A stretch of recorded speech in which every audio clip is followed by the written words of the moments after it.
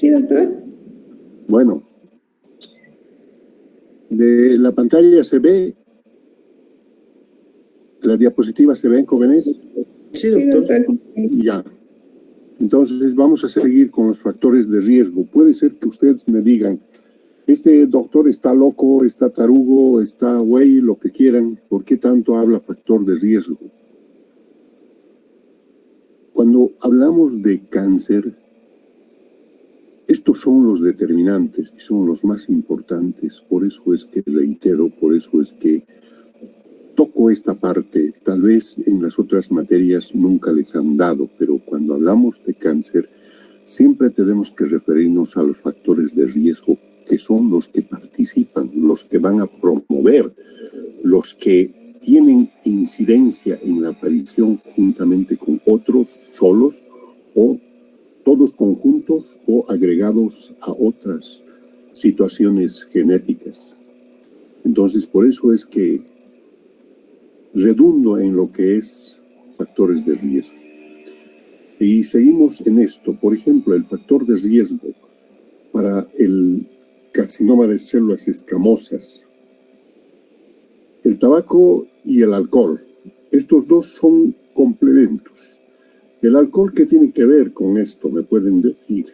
Si el alcohol solo sirve para curar heridas, para cicatrizar heridas, para consolar o para hacer olvidar los dolores que uno tiene. ¿Qué tiene que ver con el cáncer? Bueno, pues esto sí tiene que ver, porque los dos se suman y esto lleva a una desnutrición a largo plazo. Aquí vemos que el cáncer de células escamosas es más dependiente de estos dos factores que el adenocarcinoma. El adenocarcinoma del tabaco, el alcohol ni lo toma en cuenta. Otro de los factores, el esófago de Barrett. El esófago de Barrett para el carcinoma de células escamosas ni fu ni fa, pero para el adenocarcinoma sí está presente. Entonces, el reflujo gastroesofágico no es tan importante para el carcinoma de células escamosas, no se manifiesta, pero en el adenocarcinoma de esófago sí se presenta. La obesidad no es tan manifiesto para el glandular, para el adenocarcinoma, pero participa. Ahora, el nivel socioeconómico bajo es manifiesto en el carcinoma de células escamosas. Hablamos del alcohol, del tabaco, que los dos son compañeros inseparables para las personas que tienen dolor de sentimiento, y esto a veces se hace crónico y lleva a un nivel socioeconómico bajo, o sea, la pobreza. En el glandular, en el adenocarcinoma, no se detecta que es manifiesto. La calasia, jóvenes, es una patología que no tiene nada que ver con el cáncer, que es una patología benigna, pero el ser portador de esto a largo plazo se convierte en un factor de riesgo importante para el carcinoma de células escamosas. Y su importancia pues va más allá del 20%. Pero esto es a largo plazo. Para el glandular, nada que ver. Entonces, las lesiones de esófago por la ingesta de cáusticos. Ayer hablamos en los ácidos, los cáusticos van a causar inflamación, van a causar quemadura de la mucosa y el cuerpo recupera con el edema, activa el mecanismo de reparación, edema, fibrosis al final y cicatriz retráctil o estenosis. Entonces, esto es potencialmente un factor de mucha trascendencia para el cáncer de células escamosas del esófago. En el glandular no tiene trascendencia. Entonces, otro de las cuestiones, la tilosis, o sea que la hiperkeratosis palmoplantar, que esto va acompañado de deficiencias vitamínicas, deficiencias nutricionales Y esto va también con el uso del alcohol. En estas personas es donde se ven más estos cambios de avitaminosis. El síndrome de Plummer-Vinson. Entonces, esta entidad caracterizada por glositis, keilitis, membranas esofágicas y anemia ferropénica, va en relación al nivel nutricional que también es presente y es evidente aquí en el carcinoma de esófago de células escamosas. En el glandular, que es el adenocarcinoma, no se manifiesta. La historia de radiaciones en cabeza y cuello, sobre todo para el carcinoma de células escamosas. Ustedes saben que en la piel pues, puede haber unas orejas, o en los labios, fosa nasal, lengua, cavidad oral, el carcinoma espinocelular o el de células escamosas. Estas patologías, una gran mayoría, son radiosensibles y se cura con la radiación. Este antecedente de tratamiento es un factor de riesgo importante también para los pacientes que tienen cáncer de esófago como antecedente. No tiene trascendencia ni el adenocarcinoma. Entonces, la radioterapia, pacientes que han sido sometidos a radiación por un cáncer de mama, se exponen, o un cáncer de tiroides, expone, o un cáncer de pulmón también jóvenes.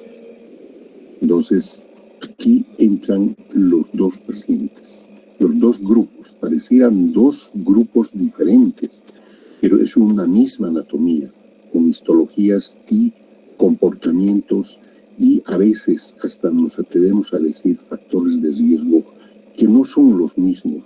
Para unos es más intenso el otro y el otro pues no. Entonces, las bebidas calientes. Hay sociedades donde les gusta beber. Está súper caliente, carajo. Nosotros tomamos, el agua hierve a 70 grados. Pues así acostumbran tomar. Sobre todo en los países donde tienen un invierno muy, muy duradero.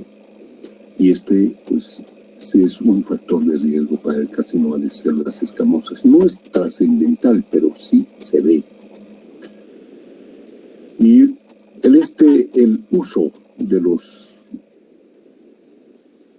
beta bloqueadores, medicamentos que nada tenían que hacer, que son diseñados para controlar una patología, pero también aumentan el riesgo, hasta las aminofilinas jóvenes. No es mucho, pero tiene su incidencia. Entonces, la exposición a los ácidos.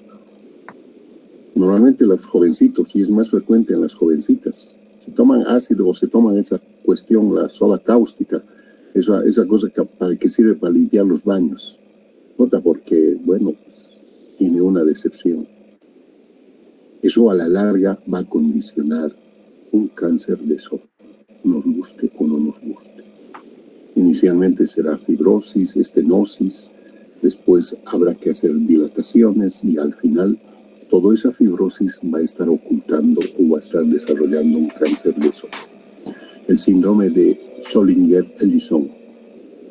Entonces, esta cuestión que es una patología, es un tumor pancreático, pero a veces hay zonas ectópicas en estómago, en duodeno, que este tumor va a producir gastrina. Y esta gastrina, pues, en retro va a estimular al estómago a producir más ácido clorhídrico.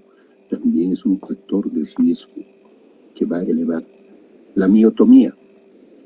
O sea, el tratamiento de la calasia, el tratamiento quirúrgico es esto, la cardiomiotomía, sección del esfínter. Bueno, uno dijera, ¿qué tiene que ver esta chingadera? Pero están presentes. La esclerodermia es una patología de la colágena del cuerpo. El colágeno está ausente en estas personas. Tienen la carita como de cadáver, las manos de la misma manera. O sea, no tienen líneas de expresión facial, han perdido completamente. La obesidad, un índice de masa corporal mayor al 30% es un factor de riesgo. La nitroglicerina, los beta-agonistas, la aminofilina, lo que hemos mencionado, hasta las benzodiazepinas, participan como factores de riesgo. Ya que hablamos del cáncer de esófago, tenemos que referirnos a los tipos histológicos del cáncer de esófago. El esófago es una unidad, pero para su estudio o para su tratamiento quirúrgico, el esófago se divide en tres partes: tercio superior, medio e inferior. Tal vez el inferior es el más pequeño y el más largo es el medio. El superior es el esófago que está en el cuello, en el cervix. Pero cada uno de ellos tiene una histología diferente que de preferencia afecta.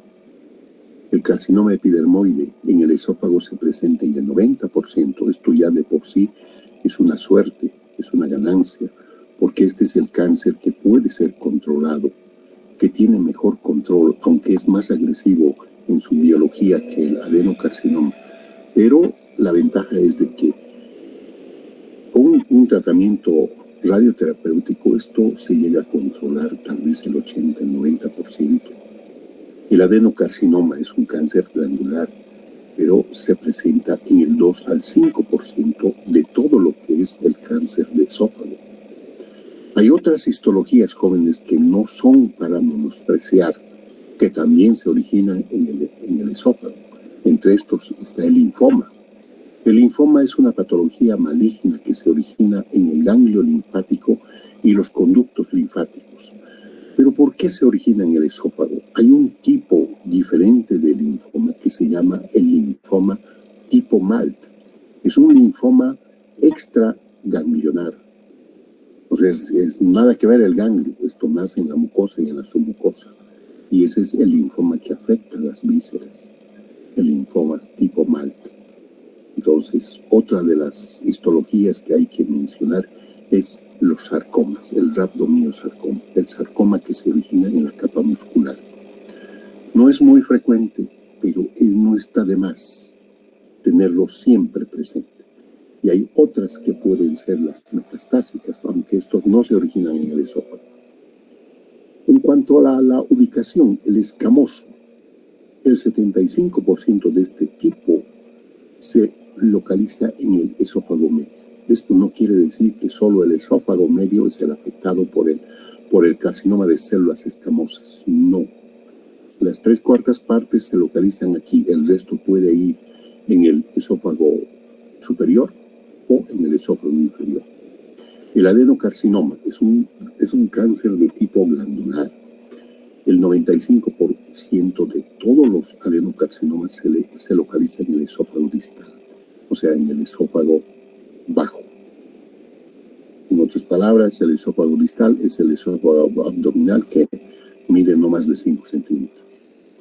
Entonces, esto va en relación a el esófago de Barrett, porque esto está localizado en el esófago distal, en la parte terminal del esófago. Si hablamos un poquito de biología, pues debemos mencionar que un cáncer se presenta, hay factores que evitan que el cáncer progrese, y hay otros que empujan al cáncer para avanzar. El desequilibrio de esto pues desencadena en el cáncer. Tenemos los genes supresores, los que defienden, y los prooncogenes o protooncogenes son los que empujan. El desbalance de esto pues termina en un cáncer.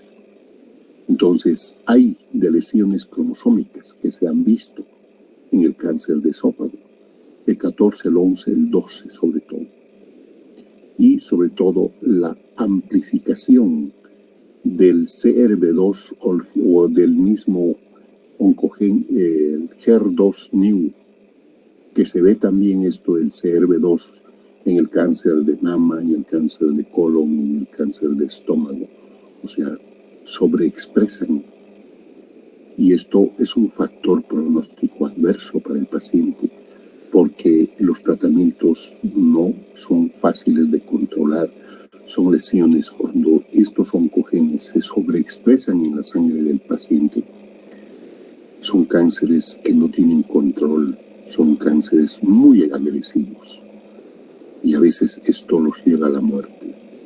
Entonces, hasta el P53 se ha visto en cáncer in situ. El esófago de Barrett es un paso para esto. Tenemos que hablar de la clínica, jóvenes. Entonces, ¿cuál es el comportamiento clínico? ¿Cuáles son las manifestaciones, las quejas de los pacientes? El paciente puede no tener ninguna manifestación.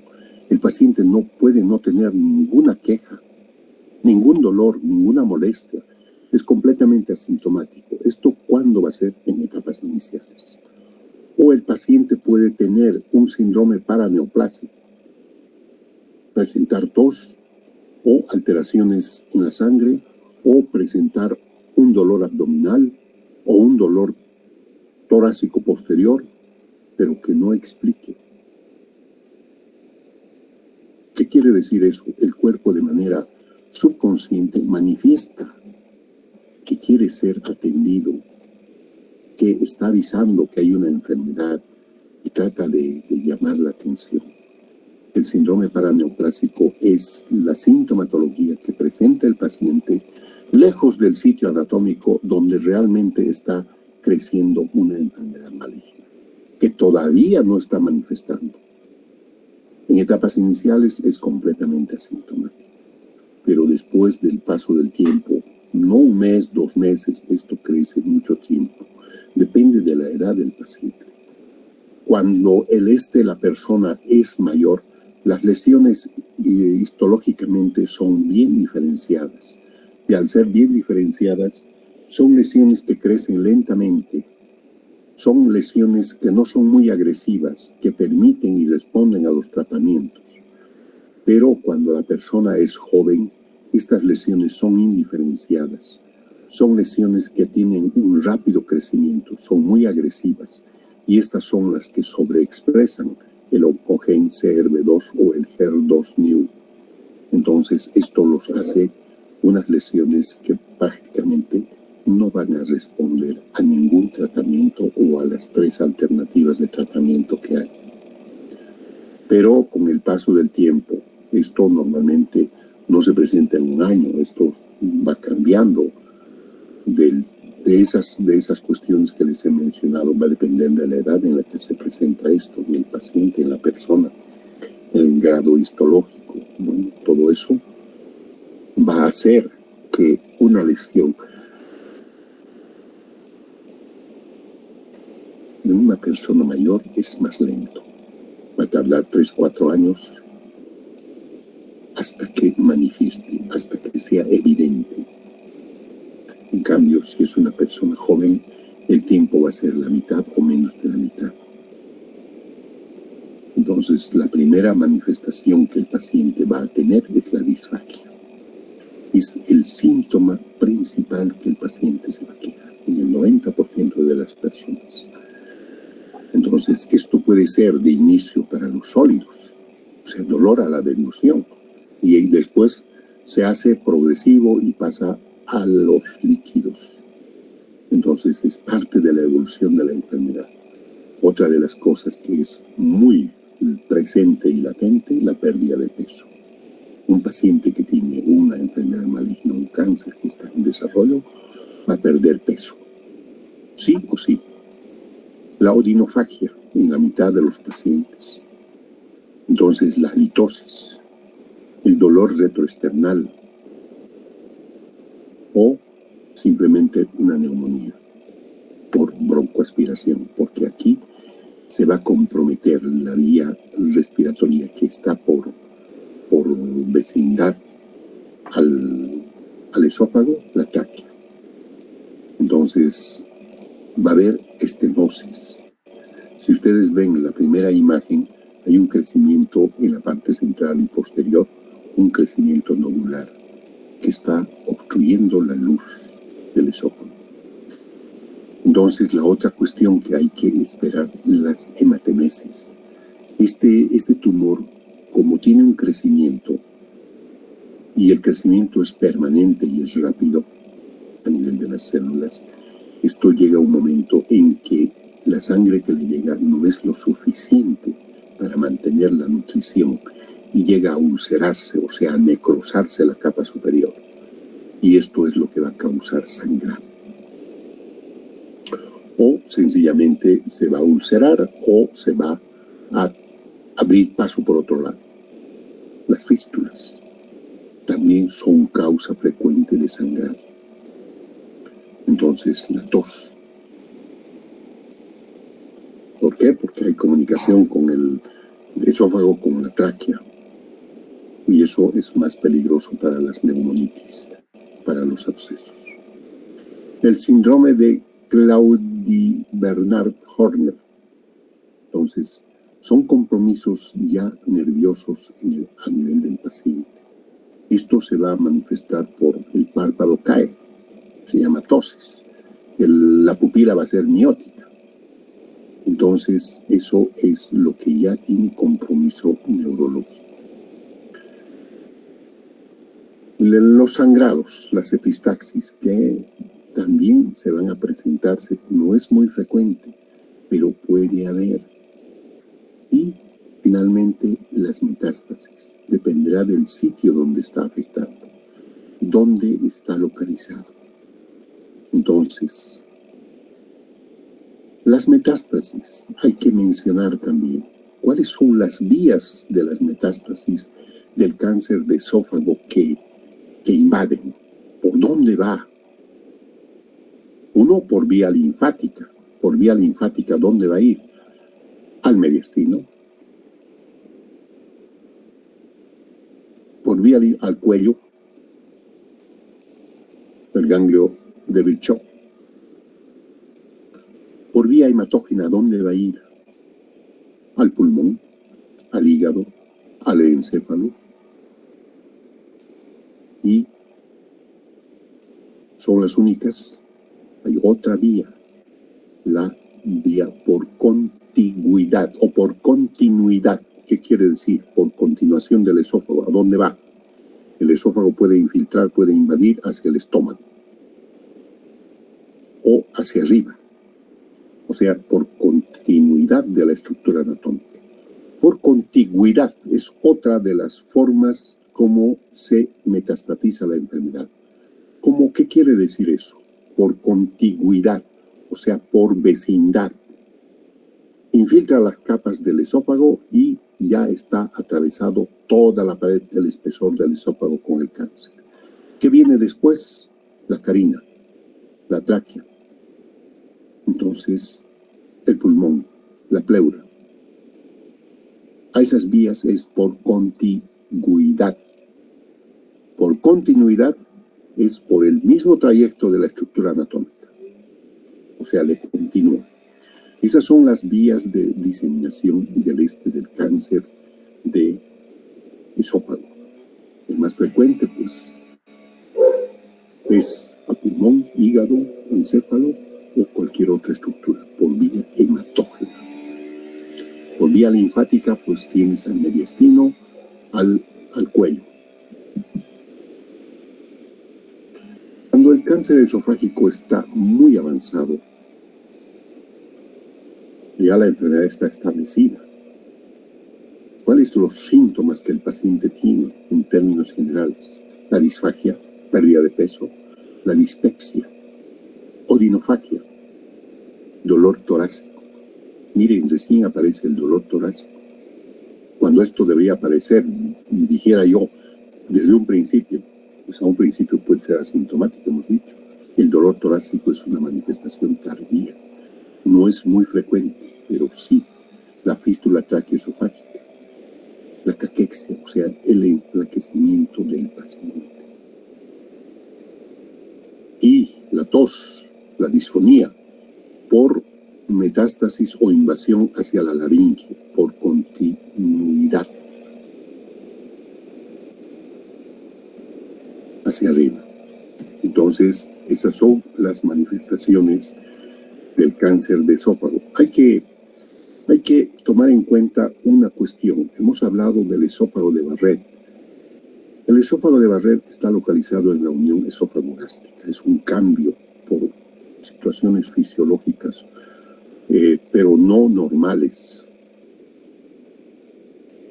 Entonces, el cáncer de la unión gastroesofágica se origina alrededor del cardias. Esto se divide dependiendo de ciertas características anatómicas en el esófago distal. Esto va a invadir la unión o va a afectar la unión esófago-gástrica, el cardias.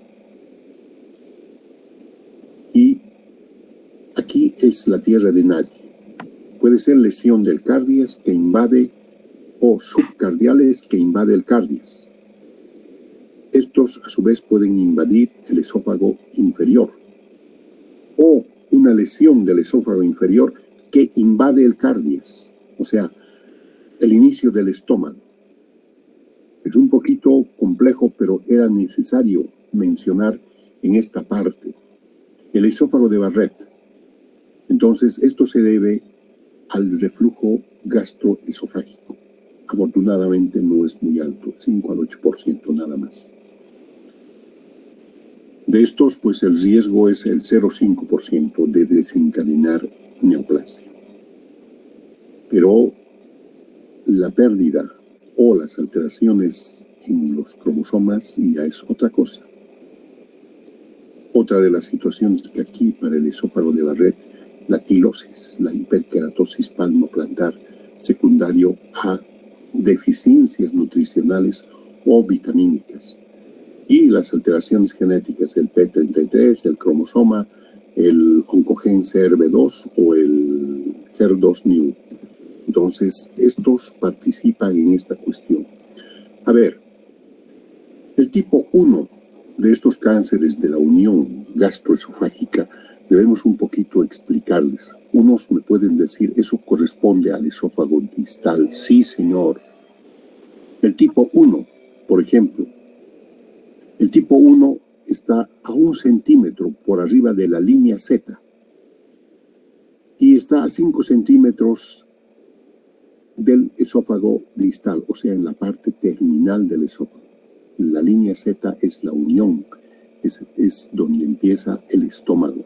De ahí para arriba, 5 centímetros, es el tipo 1. El tipo 2, por arriba de la línea Z hasta 2 centímetros por abajo, ya esto corresponde al cardias. O me puedes decir, estómago, es el estómago, la parte superior. Sí, señor. Pero todo esto involucra al esófago distal. El tipo 3, 2 centímetros por debajo de la línea Z, hasta 5 centímetros en el sentido hacia el subcardial, o sea, hacia el estómago. Todo esto incluye el cáncer de la unión gastroesofágica, que correspondería al esófago terminal. Pero a esto se le da atención porque hay lugares donde esta patología es muy preponderante, es un poquito diferente, pero sin embargo no es tan diferente en cuanto a la sintomatología, a la forma de estudio, hasta la clínica. En su etiología se habla del reflujo gastroesofágico de manera crónica. Esto va a llevar al esófago de Barrett. Esto va a llevar a una metaplasia. La displasia ya es el cambio celular donde empieza el cáncer. Esto puede ser leve, moderada, severa o puede ser NIC, neoplasia intraepitelial, NIC 1, 2 o 3. Y finalmente el carcinoma. La hernia hiatal, esta chingadera, ¿por qué entra aquí? Porque esto puede causar o aumentar o acelerar o incrementar o agravar el reflujo gastroesofágico y por ende el esófago de Barrett. La infección por Helicobacter pylori, cuando hay un reflujo, esto llega a la parte inferior del esófago junto con el contenido gástrico, que eso va a irritar y el Helicobacter pylori va a ocasionar los cambios a nivel celular y va a potenciar la aparición de una neoplasia. Entonces, esto del esófago de Barrett también se habla de una clasificación similar a lo que se hace en el cáncer gástrico, según la clasificación de Lawrence. Es el tipo intestinal y el difuso. Entonces uno es indiferenciado. Pues se tiene la misma secuencia en esto, pero sin embargo, jóvenes, hay estudios que también llaman la atención mucho. ¿Por qué? Porque si la causa es el Helicobacter pylori y se ha eliminado esta causa, este epitelio tal vez es la única parte donde tiene una regresión. Todavía no han llegado estudios en los libros que leemos aquí, pero en los artículos que se hacen originalmente en inglés, en los lugares donde se hace la investigación, ya se ha visto de que el Helicobacter pylori o la unión esófago-gástrica que se ha originado secundario o ha habido infección del Helicobacter pylori, este epitelio tiene regresión. No es en el 100%, pero se han visto situaciones alentadoras. ¿Cuáles son los síntomas? La disfagia, pérdida de peso, desnutrición, pirosis, odinofagia, hemorragia, broncoaspiración, dolor abdominal y astenia. Son síntomas similares a lo que presenta el paciente con cáncer de esófago.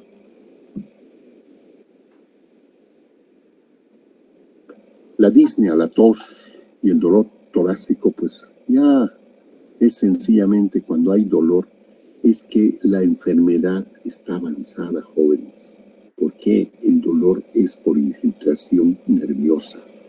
Y esto solo se manifiesta cuando hay una enfermedad avanzada, que prácticamente tal vez ya es terminal, o la lesión ya es irresecable, o está infiltrando periósteo o hueso, o tejidos vitales que ya no permiten pensar en otra situación. Volvemos a reiterar, la clínica en un estadio avanzado, disfagia, pérdida de peso, hemorragia, dolor retroesternal, tos, disfonía, obstrucción. Incipiente, sensación de quemadura, o sea, urente, ardoroso, molestia retroesternal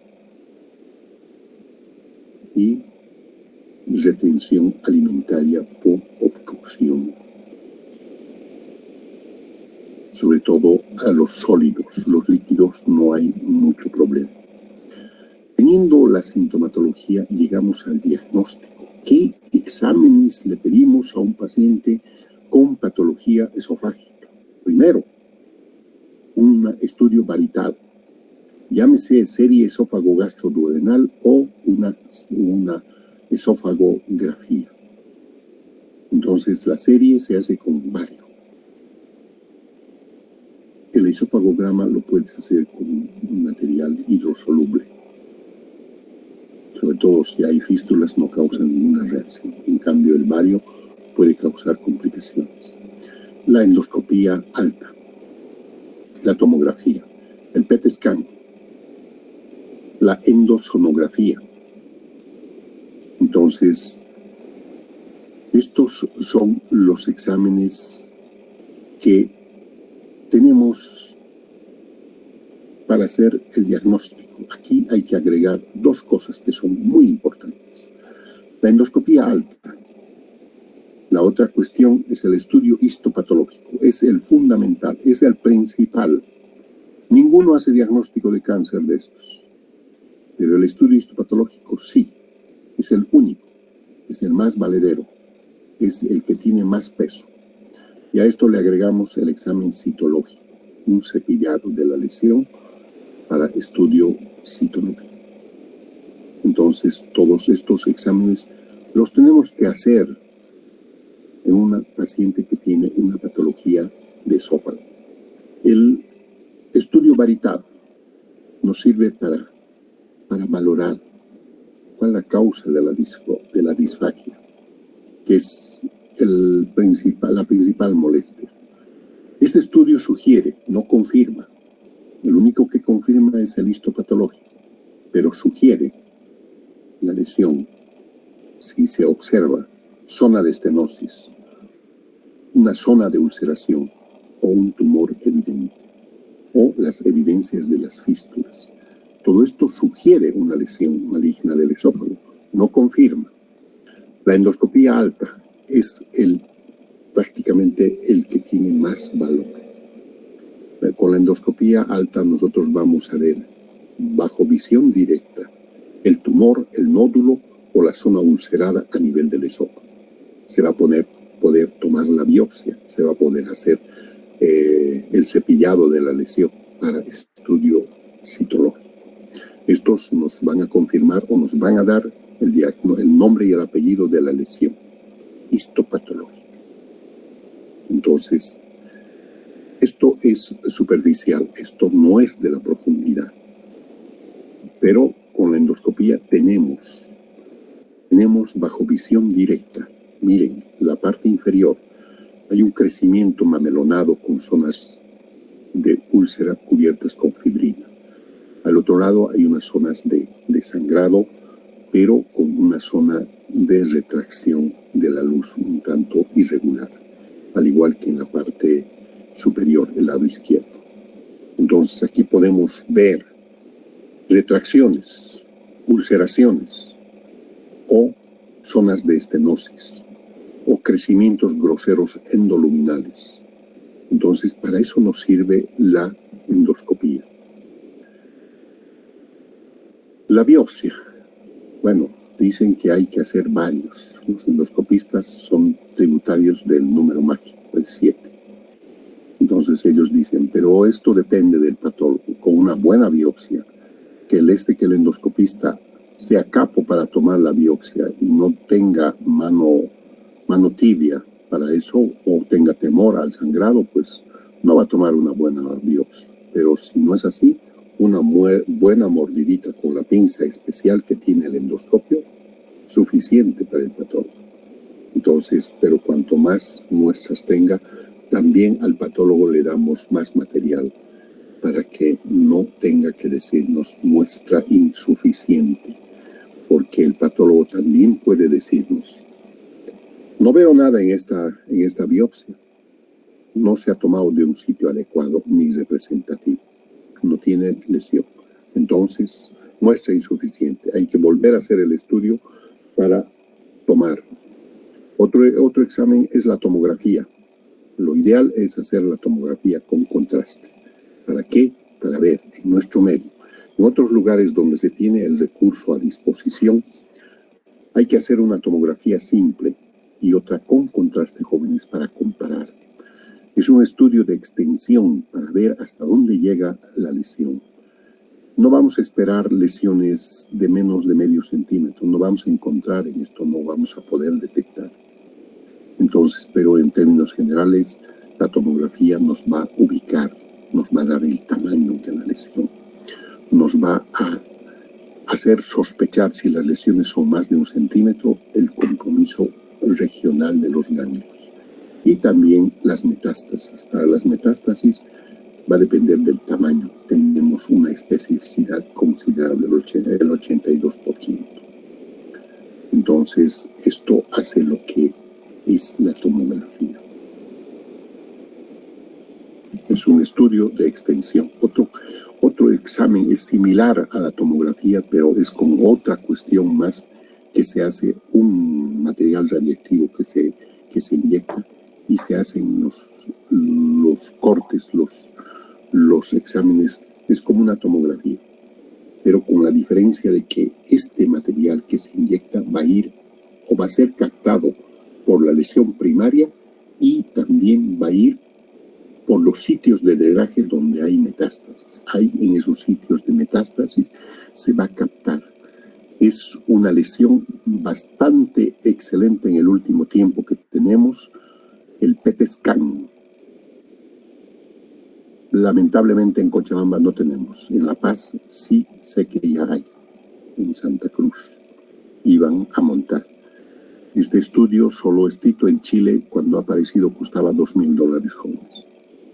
Pero te detecta el sitio primario y las zonas de metástasis. Y esto te permite planificar el tratamiento quirúrgico o los tratamientos que vas a hacer.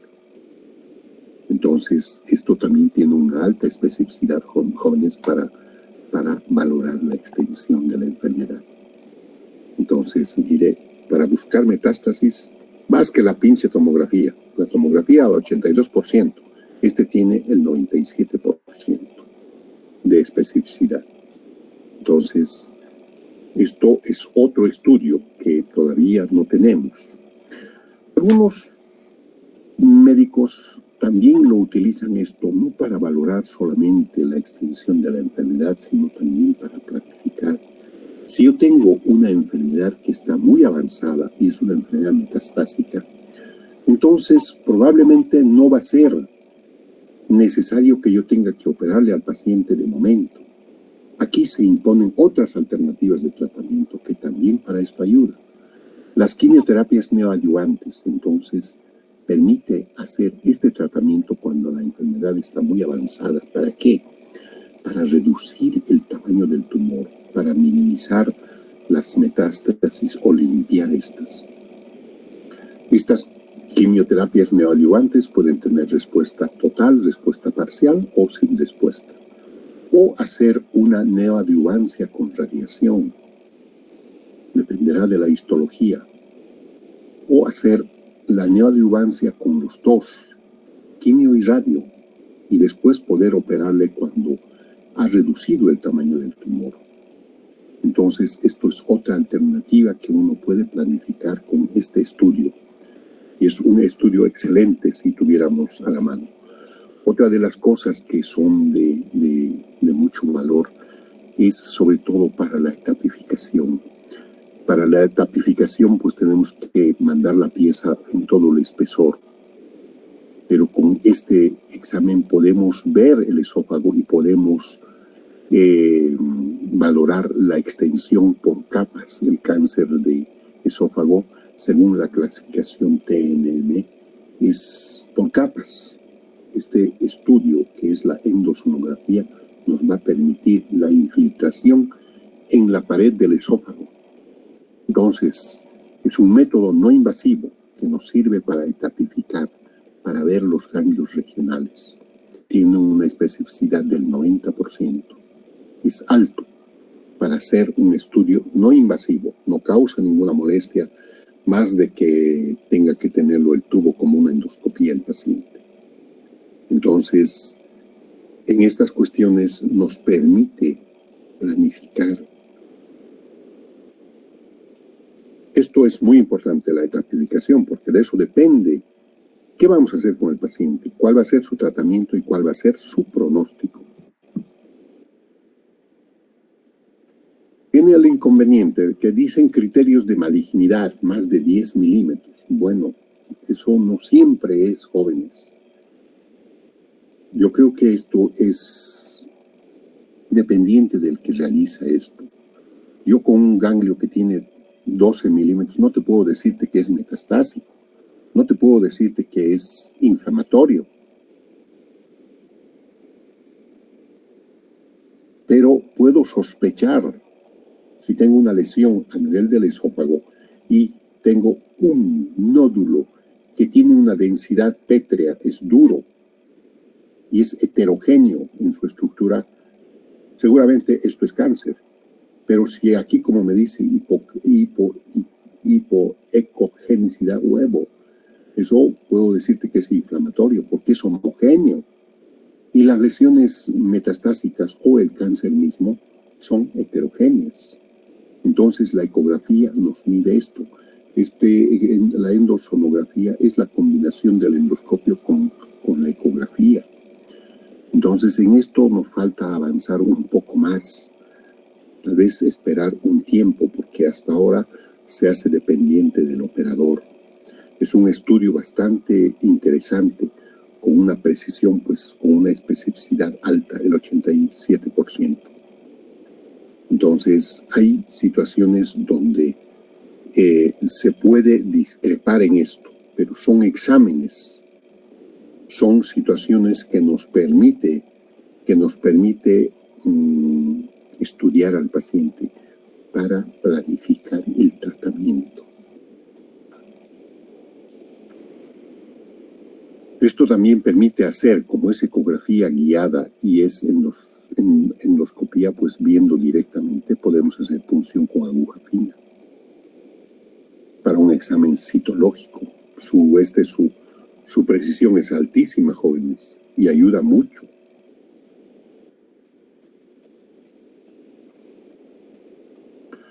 Entonces, la endosonografía es un estudio ideal, pero para un estudio para valoración locorregional. No es útil en las metástasis. Entonces, para esto es necesario hacer una tomografía para valorar la extensión. Tiene un impacto clínico, porque ayuda a planificar, y esto por ende pues tiene repercusión en la sobrevida. Sin embargo, esto no es posible realizar cuando hay una obstrucción o una enfermedad avanzada. La reetapificación, miren, esto no es el matrimonio que es disparejo o discordante o por los opuestos, se divorcian. Pero así dicen los que hacen esto, los que van a favor de este estudio. En reetapificación, la etapificación, jóvenes, es como el certificado de nacimiento, es uno solo. Ese certificado se anula con otro certificado que se llama certificado de defunción. Si yo he etapificado un cáncer y he dicho es etapa tantos por un T3, N2, N0, eso se queda ahí. Eso no puede ser movido ni cambiado. Y eso es lo que estos promueven, volver a hacer. No es, pues, compadre, no es esto de quitar una ropa interior y poner otro. La etapificación es una cosa seria, es una cosa que queda, por eso hay que saber etapificar y es como darle un nombre y apellido a su enfermedad. Se llama esto y este es su apellido y el apellido materno es esto, la etapificación, etapa clínica. Y eso no se puede cambiar, eso es uno solo. ¿Te has equivocado? Pues lo sentimos mucho. Para las etapificaciones también se puede, o para las valoraciones en el tiempo último, podemos ver la laparoscopía, la toracoscopía. Entonces, nos permite explorar para planificar el tratamiento. Entonces, estos métodos se han ido mejorando y nos dan más utilidad, sobre todo, pues, para valorar y planificar el tratamiento y emitir un criterio sobre el pronóstico. El pronóstico es triste de por sí, porque con el tratamiento quirúrgico, con todos los tratamientos, tenemos una sobrevida máximo del 30%. Pero estos dos pueden modificar los tratamientos. Si yo tengo evidencia de que hay una fístula tráqueo-esofágica, pues no me voy a meter a operar, buscaré otras alternativas de tratamiento. Pues la cirugía ya queda a un lado, pero te permiten modificar tu plan. Otro de los exámenes es la fibrobroncoscopía, sobre todo si estamos sospechando o el paciente es un tosedor. Y la ubicación del cáncer de esófago es muy importante. Esto vamos a tener sobre todo en las lesiones localizadas en el esófago medio.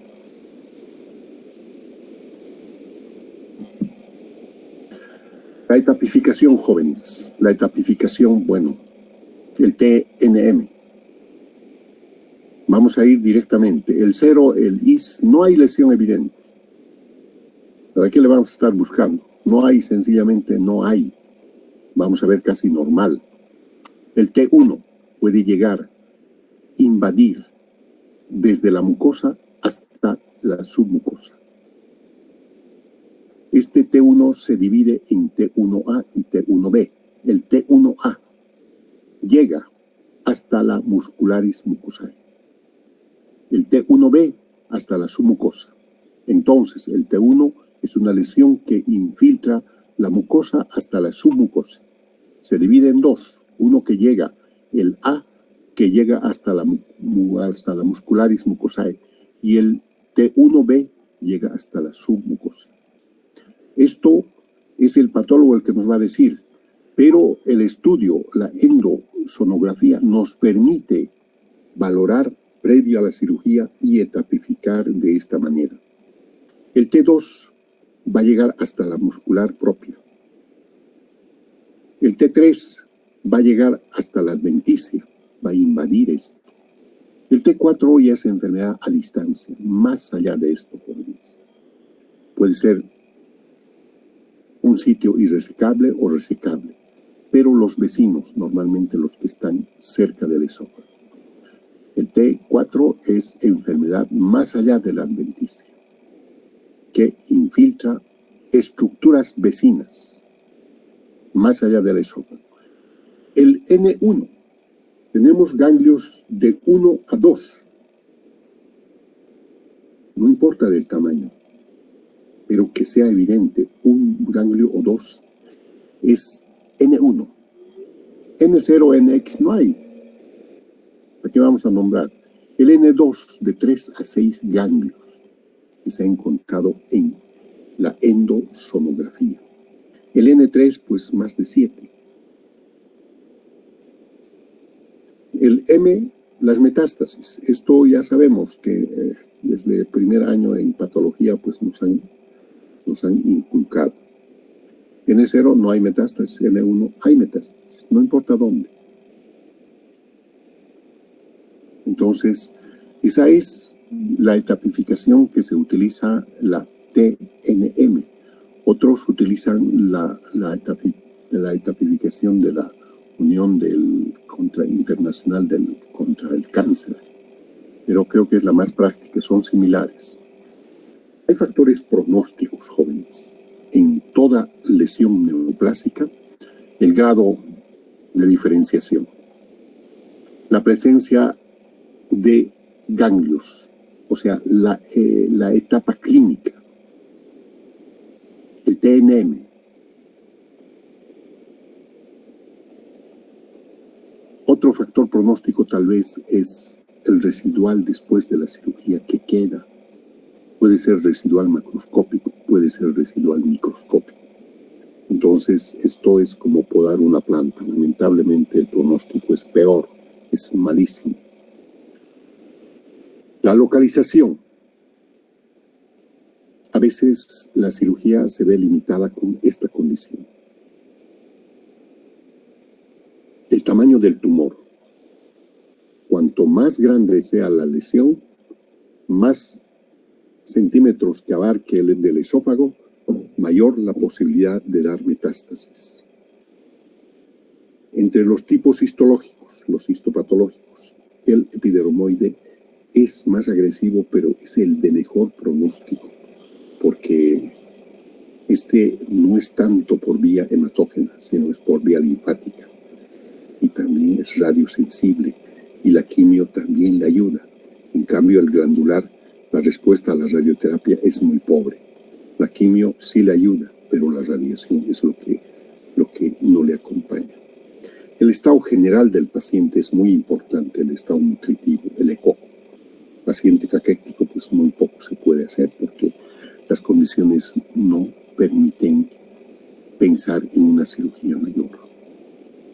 Entonces, todo esto lleva, la otra situación son la presencia de extensiones, fístulas a otros órganos, al esófago o a la piel Una de las cosas que todavía está en discusión para esto, pero ya desde el pasado se ha estado desde hace mucho tiempo, la ploidía del ADN.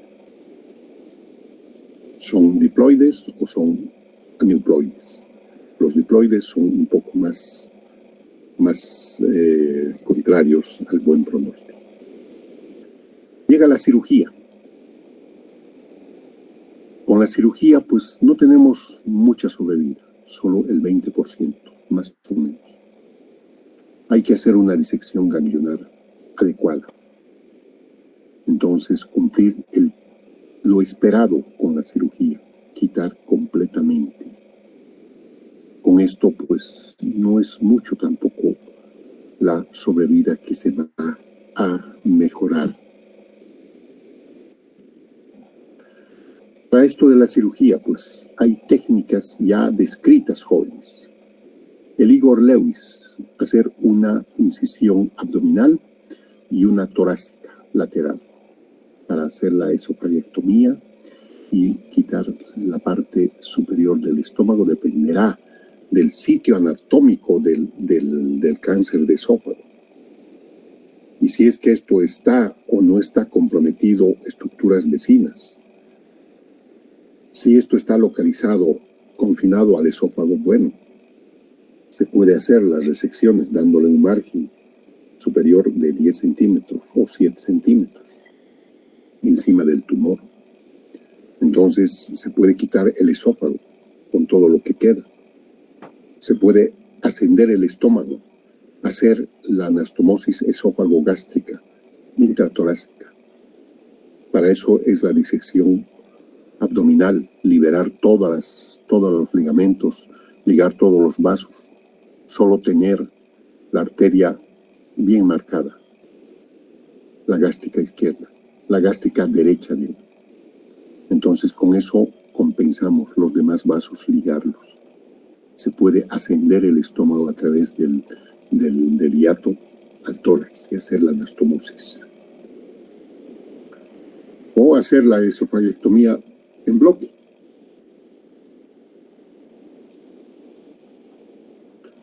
Las esofagiectomías transhiatales, jóvenes, son tratamientos paliativos, no son tratamientos oncológicos. Entonces, eso es otra cuestión. Esto de las esofagiectomías transhiatales está destinado para hacer tratamiento de las estenosis por cáusticos, donde todavía no hay enfermedad maligna.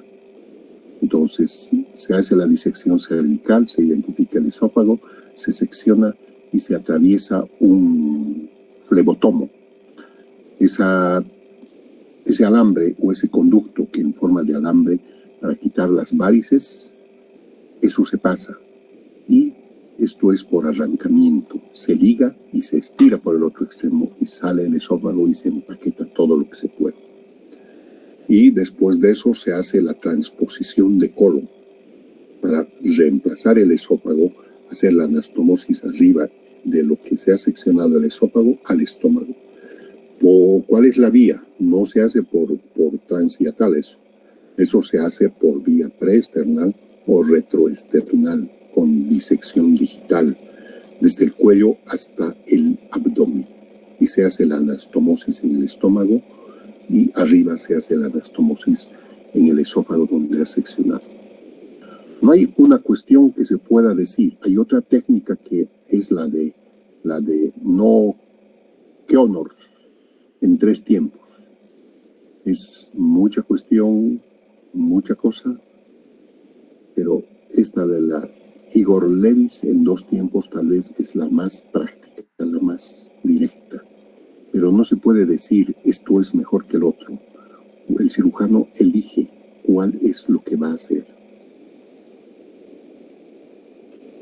Y a esto pues siempre hay que ir. En el pasado no se hacía las neoadyuvancias.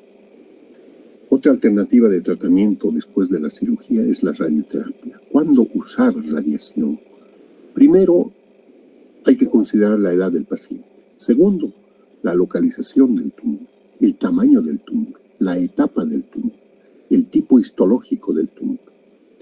Y después a seguir, si el paciente ha sido operado, pues el resultado, cuál es su etapa histomatológica, hasta qué capa llegaba, cuántos ganglios se han disecado, cuántos ganglios de esos disecados tienen enfermedad, o la enfermedad está localizada al esófago, o es que se ha salido del esófago y ya tenemos enfermedad a distancia.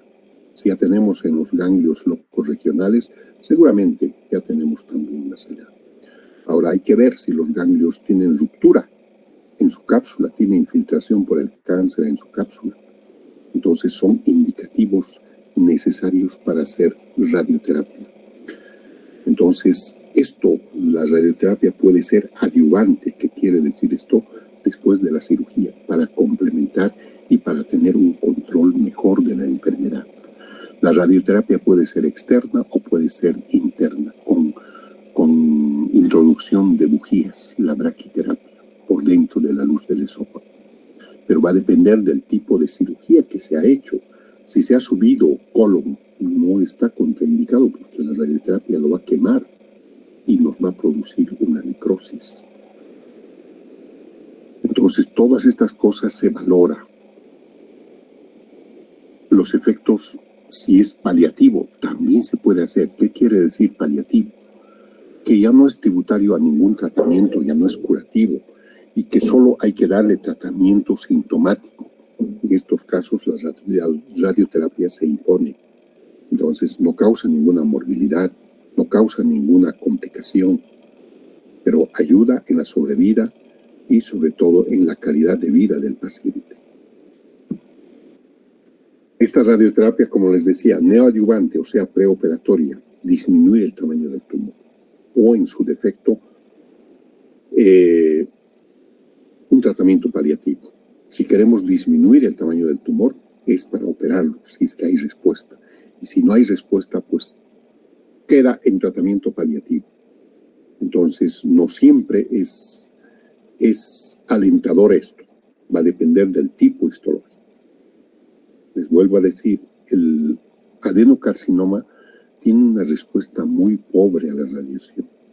El carcinoma de células escamosas o el epidermoide, como quieran llamarle, ese sí es radiosensible y va a responder. Puede hacer desaparecer la enfermedad. Dependerá del tamaño y de la extensión. La radioterapia después de la cirugía, ya les había mencionado, hay situaciones donde hay que hacer. ¿Por qué? Porque el límite de corte está próximo a la enfermedad. No hay un límite adecuado. Hay residual microscópico, ya consideramos, o sencillamente te ha quedado enfermedad.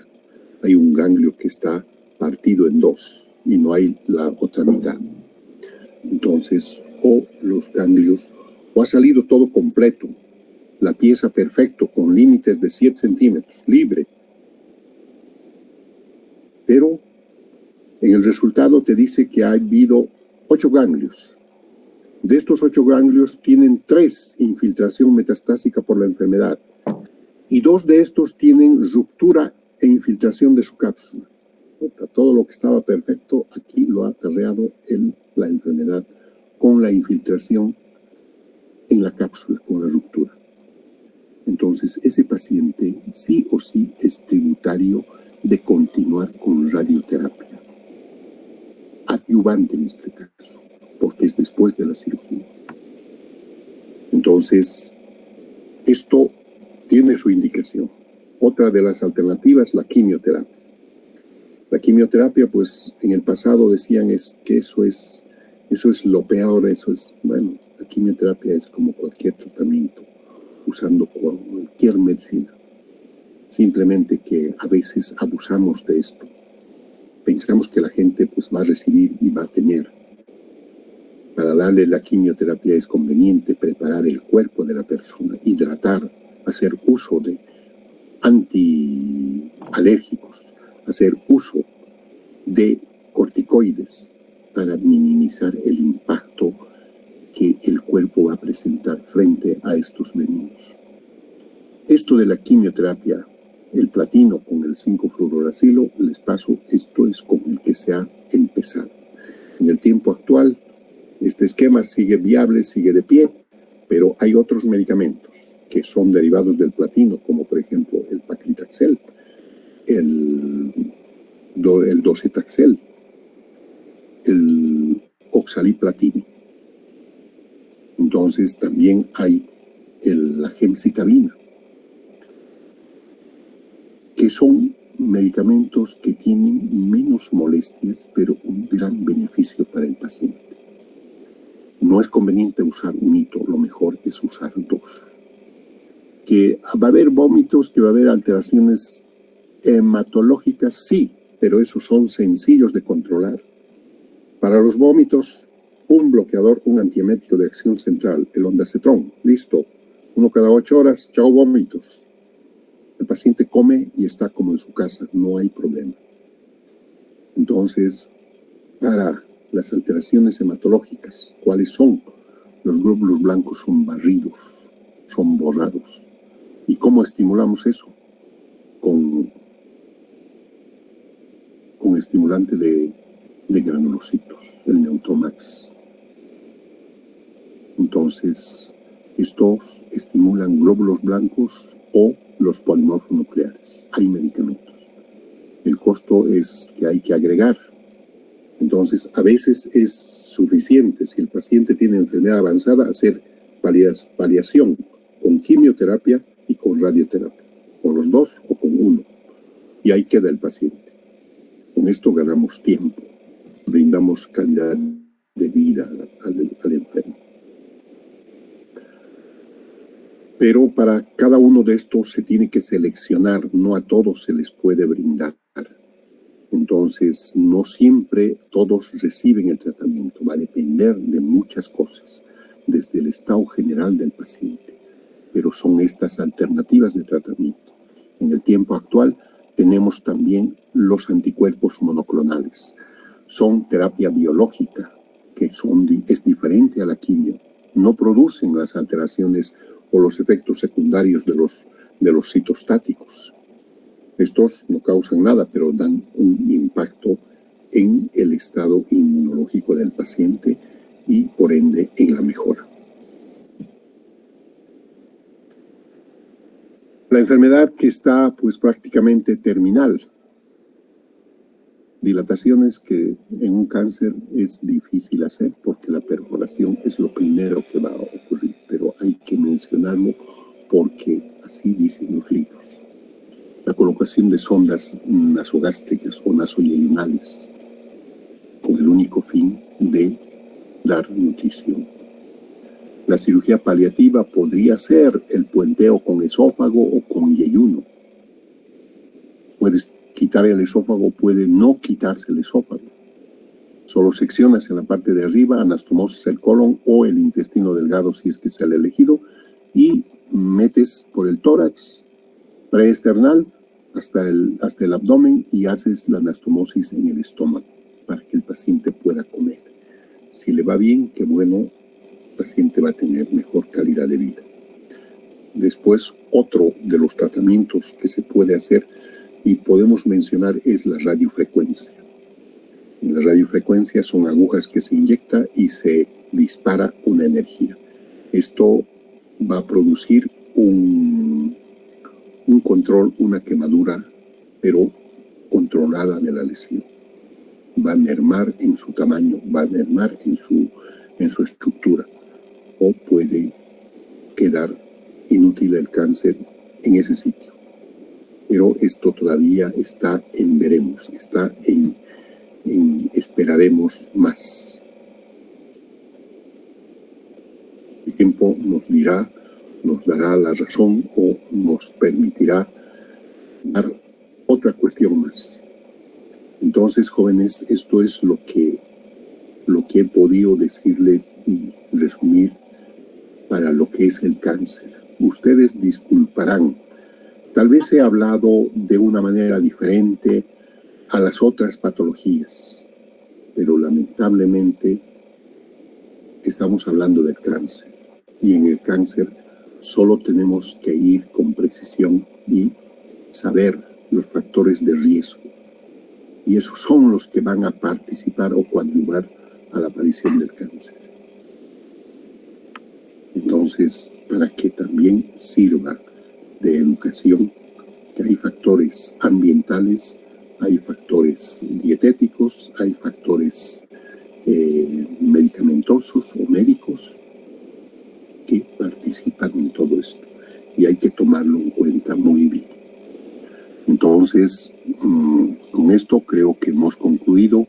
Si es que hay preguntas, me gustaría que me las hagan. No tengo inconveniente en responderles, o si no es hoy día, en otra ocasión, pero con mucho gusto. O al final de nuestras clases dejamos un espacio para que haya preguntas de este tema, de los temas que vamos a ver, para dejarles, no con la duda, ni tampoco con esta cuestión que me digan, esta clase es una perfecta huevada, porque esto ha hablado solo de factores de riesgo. Bueno, esta clase es un poco diferente a las otras clases. El cáncer es diferente, también es una enfermedad, pero el cáncer también debe ser considerada como una enfermedad y tratada como las demás, solo que con buen criterio, jóvenes. Si se hace con criterio y se hace lo necesario, lo que necesita el paciente, tengan la plena seguridad que ese paciente que tiene un cáncer tiene altas probabilidades de tener controlada su enfermedad. Si yo hago algo que no sé y lo voy a hacer porque lo estoy haciendo o porque yo siento que puedo, no es igual que saber hacerlo. Entonces, eso tal vez permite que la enfermedad sea más rápido. Lo inadecuado de los actos hace que la enfermedad sea más rápida en la culminación de la vida del paciente. El criterio hace mucho. Entonces, con esta cuestión no quiero asustarles a los que les gusta chupar los viernes. Bueno, les he dicho, el alcohol pues es inocuo. El alcohol consuela. Y el alcohol quita las penas. Y el alcohol cicatriza las heridas. Pero no hay que abusar de esto.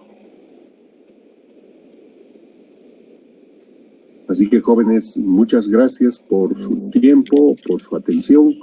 Ha sido un placer para mí distraerme en esta clase y compartir este tiempo con ustedes. Doctor, perdón. Dime. Tengo una preguntita, doctor. Sobre la etiología y los factores de riesgo que nos mencionaba, me pregunto, y es un poco de curiosidad, si con relación al cáncer hay una asociación, por ejemplo, de mayor riesgo cuando hay una gastritis, digamos, asociada con enfermedad de reflujo gastroesofágico y también relacionado con infección por pylori, digamos. Entonces, ¿ese tipo de asociación es posible o no tiene en absoluto coherencia?